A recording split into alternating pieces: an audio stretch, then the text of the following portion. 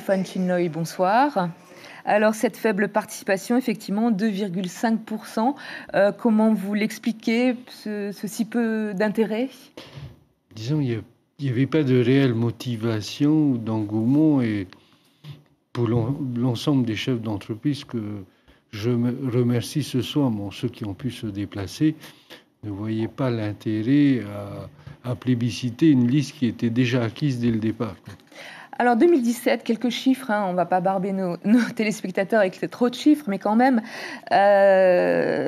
donc plus de 4% l'emploi dans l'industrie, plus 3,5% dans la restauration et l'hôtellerie. Le marché de l'automobile explose, l'investissement immobilier des ménages est positif, le commerce rebondit, le tourisme se porte bien, on vient voir le nouvel avion d'ATN. La conjoncture est véritablement favorable pour vous en ce moment ? Disons, on a, d'après les dernières élections, une continuité dans le gouvernement et dans les actions que le gouvernement mène. Je pense qu'il y a une partie de stabilité et l'ensemble des Polynésiens, je pense, vont faire un peu plus confiance, vont avancer dans ce nouveau gouvernement. Alors justement, il faut rappeler qu'un de vos rôles est de servir de courroie de transmission avec les pouvoirs publics. Comment vous exercez ce rôle ? Disons, au niveau des projections, des demandes de l'ensemble des entrepreneurs de Polynésie, c'est de trouver les meilleures solutions.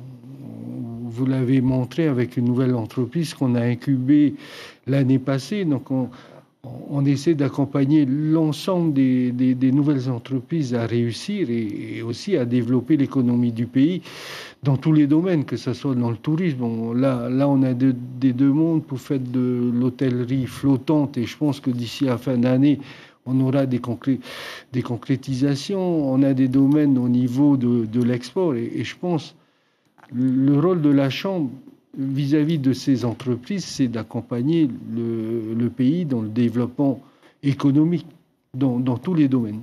Quels sont les retours que vous avez de vos patentés ou entreprises ? Est-ce qu'ils vous demandent des choses plus particulières, ou est-ce que, je ne sais pas moi, peut-être moins de réglementation, un peu plus de souplesse ? Disons, la demande, c'est vraiment aller vers une libéralisation de l'économie. La concurrence est là pour réguler l'ensemble de l'activité économique.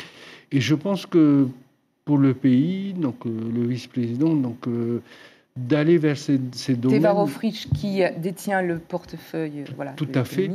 Donc c'est de les accompagner pour que le pays puisse développer encore plus son économie et avoir des retombées économiques. Ça va se faire dans les 5 années, mais de pouvoir les accompagner et de pouvoir donner les explications au niveau de la fiscalité, si on peut.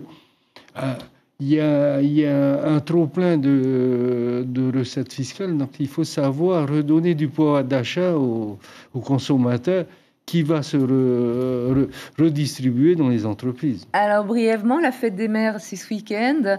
Et là, est-ce que vous pouvez faire quelque chose contre votre plus gros, j'imagine, concurrent, à savoir le net ? Les achats en ligne, c'est quelque chose que les Polynésiens utilisent de plus en plus ? Les achats en ligne, de toute façon, c'est à double sens. C'est pour le consommateur, mais c'est aussi pour les entreprises. Le marché polynésien est restreint et on a le monde entier, et les entreprises, nous les accompagnons pour justement qu'ils réussissent cette transformation pour pouvoir vendre à l'international. La fête des mères, donc on a une grosse opération jusqu'à dimanche. On a plus de 300 commerces qui sont prêts à jouer le jeu, avec un ensemble de prix pour toutes les mamans. Donc c'est leur fête. Et avec des sponsors, justement, avec un grand jeu jusqu'à dimanche pour pouvoir les récompenser. Et récompenser toutes les mamans comme ma maman, c'est l'occasion. Stéphane Chinloy, merci d'avoir accepté notre invitation. Je rappelle que vous avez donc été réélu pour 5 ans.